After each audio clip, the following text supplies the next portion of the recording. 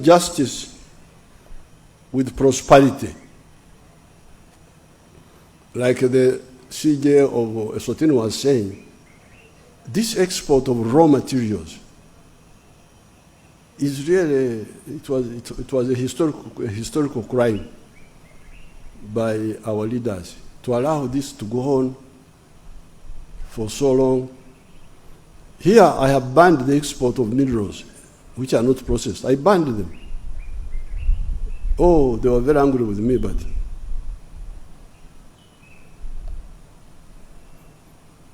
God was with me.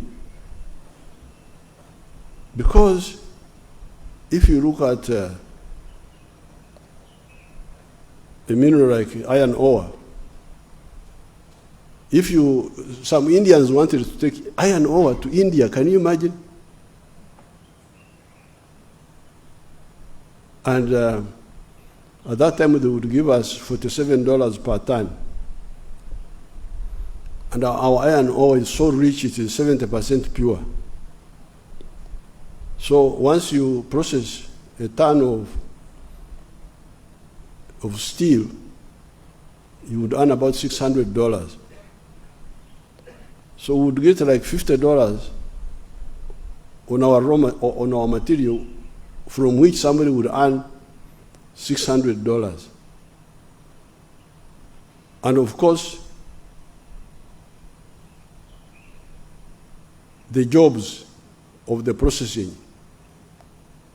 If you take a shirt like this one I'm putting on, this shirt has got about 6 levels of jobs.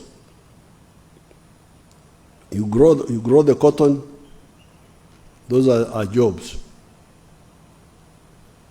You harvest the cotton and gin it, ginning in a ginnery, those are jobs. More jobs, more money.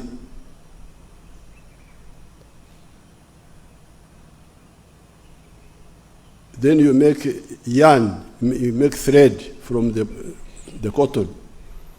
That's another level of jobs. Then you weave the cotton. That's another level of jobs. That's level 4. Level 5, you print the colors. That's another level of jobs.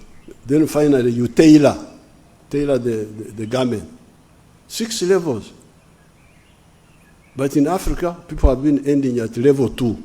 You grow, you gin, and you sell. All the other jobs are donated to other people. So that's what the CEO of Eswatini was saying. That's how our children are dying in the ocean and going to work in Arab countries and looking for jobs, because we have donated the jobs. And a kilo of cotton may be $1 per kilo. But if you process it to the final, the one who has done it will get $15 out of what you got $1 for. I have given the example of coffee.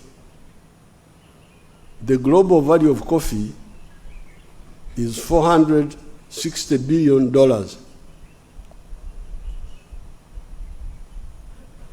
The all the coffee producing countries of the world, Brazil, Colombia, Uganda, Vietnam, all of them, out of the $460 billion, they share $25 billion out of the $460 billion. Africa takes only $2.5 billion from that. Of that, 900 million comes to Uganda, because Uganda is one of the biggest growers. So how can this? You find a country like Germany, which does not produce any coffee, earning $65 billion from coffee. All the coffee growing countries in the world are earning only 25 billion. Germany is earning 65 billion. So it is very, I challenge the intelligentsia of all types, academic, legal people like you,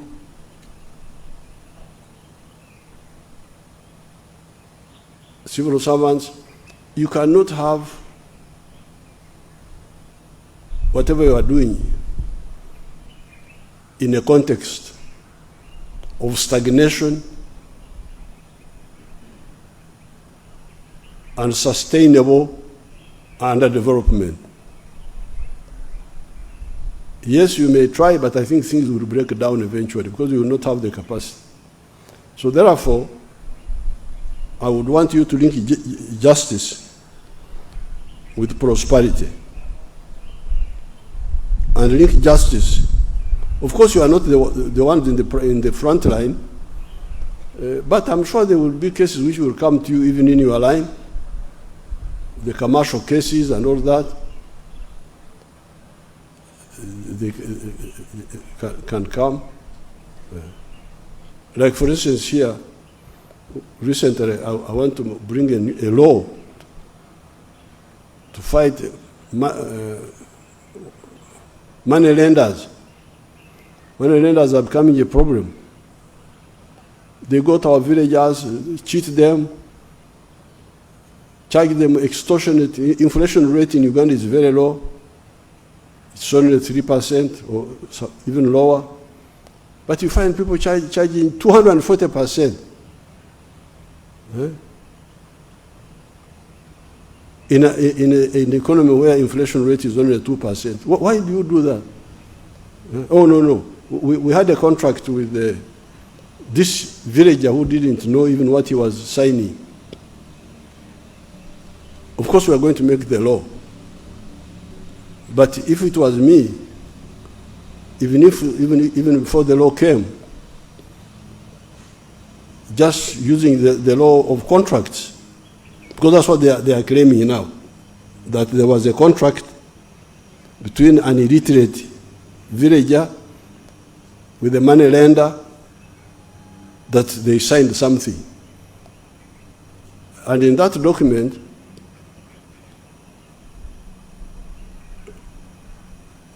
they don't say that X borrowed from Y. They say X bought the house of Y. So a lending contract is hidden as a purchase contract. But me, if it was me, if I was the one sitting in the case, I would say, how can a house in Munyonyo cost 1 million shillings? You can see from the content of the so-called contract that this could not have been a sale, it was a borrowing, but just using the ignorance of these people. So I think it's good to be aware of the wider context. Link justice with enlightenment. Because the middle class values like respect for women and gender equality and so on are better addressed in an educated society where people, so that's why universal education becomes very important,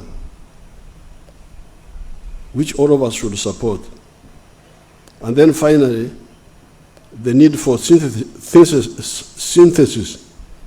between the bourgeois concepts of justice borrowed from Europe and the positive concepts of our traditional justice system.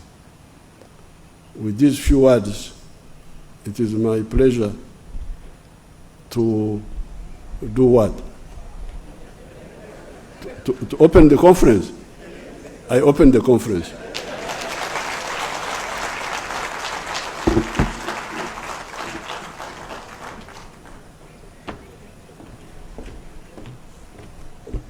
Thank you very much, Your Excellency. Let us give His Excellency another round of applause.